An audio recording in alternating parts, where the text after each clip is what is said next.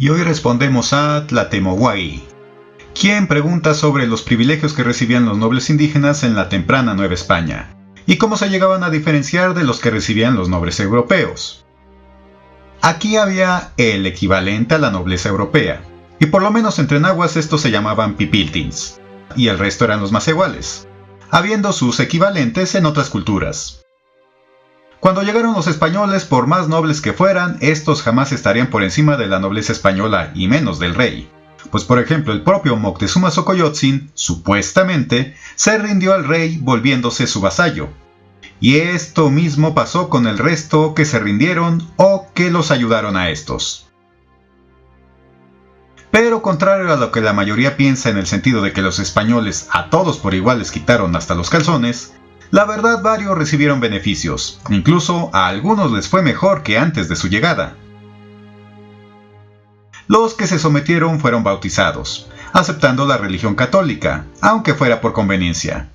Esta conversión, aunque a nosotros hoy nos parezca una tontería, a ellos les garantizaba entrar a la gloria eterna, al morir según el cristianismo, así como a otros beneficios dados por la Iglesia, como casarse, recibir autorización del Vaticano para anular matrimonios y casarse en segundas nupcias, recibir la extrema unción o ser enterrados en Camposanto.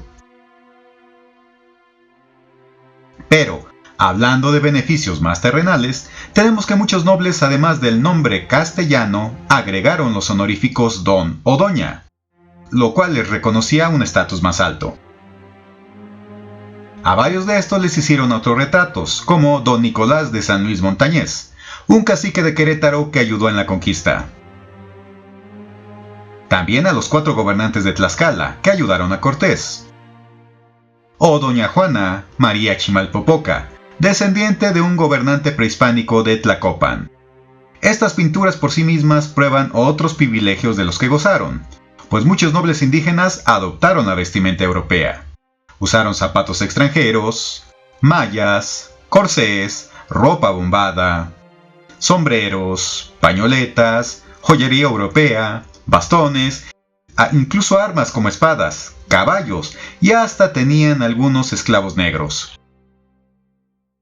También recibieron varios escudos de armas del propio rey español, como el primer tlatoani novohispano de nombre Diego Alvarado Guanitzin, nieto de Axayácatl y sobrino de Moctezuma Xocoyotzin.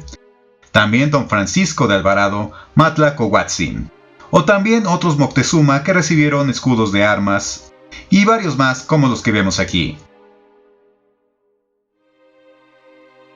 Si bien algunos nobles prehispánicos no alcanzaron a aprender bien el castellano, muchos de sus hijos recibieron la mejor educación europea, llegando a hablar su idioma originario, castellano e incluso latín, y con ello algunos de sus hijos se volvieron hasta cronistas gracias a la educación que recibieron, como Domingo Francisco de San Antón Muñoz Chimalpain Cuatleguanitzin, perteneciente a la nobleza chalca. Fernando de Alvarado Iztlizóchitl, quien tenía raíces con la nobleza indígena texcocana. Y Hernando Alvarado Tezosomoc, ligado a Moctezuma Xocoyotzin. Del lado de las mujeres nobles, algunas entraron a conventos como monjas, o el ejemplo más evidente de beneficios de mujeres lo tenemos en doña Isabel de Moctezuma Tecuixpo, una de las hijas de Moctezuma. Estas, como descendientes de nobles prehispánicos, no les fue tan mal, ya que varias de ellas al morir sus padres heredaban sus tierras, sirviendo estas riquezas como dotes a la hora de casarse. Y en el caso de Tecuixpo, según la versión de Hernán Cortés otra vez, se dice que según Moctezuma le encargó a sus hijos al huir en la noche triste. Y en el caso de Tecuixpo, este le buscó conseguir esposos, casándola esta 3 veces con españoles. Así, a pesar de la destrucción de Tenochtitlan, Tecuixpo para nada se quedó en la calle, a la muerte de su padre, pues Cortés promovió para que se le reconocieran sus títulos nobles derivados de Moctezuma, y también a otros de sus hijos, siendo que doña Isabel hasta recibió encomiendas que gozó mientras vivió, es decir, se le dieron indígenas que trabajaban para ella, gozando ésta de los beneficios que estos producían, contando también con esclavos a su disposición. siendo que no solo ella, sino muchos de los sobrevivientes de Moctezuma gozaron de pensiones económicas hasta 1934. Y varios de ellos se fueron hasta España, habiendo descendientes de Moctezuma en la península ibérica, donde también gozaron de privilegios durante cientos de años. Todo a cambio de renunciar a gobernar la Nueva España por parte del linaje de Moctezuma. También hubo mezcla de españoles con nobles indígenas.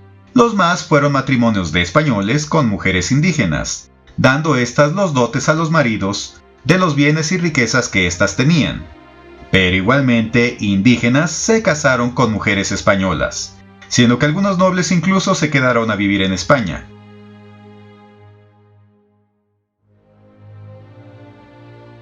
El rey español a muchos gobernantes de altépetls prehispánicos les reconoció sus derechos sobre sus tierras, volviéndose ahora con el nuevo sistema legal en caciques.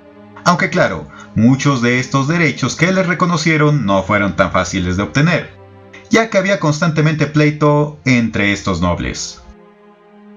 Pues recordemos que por lo general los gobernantes prehispánicos tenían muchas mujeres, y con ello muchos hijos, siendo que muchos de estos ya en el sistema español peleaban unos con otros para acreditar quiénes tenían más derechos a ser reconocidos.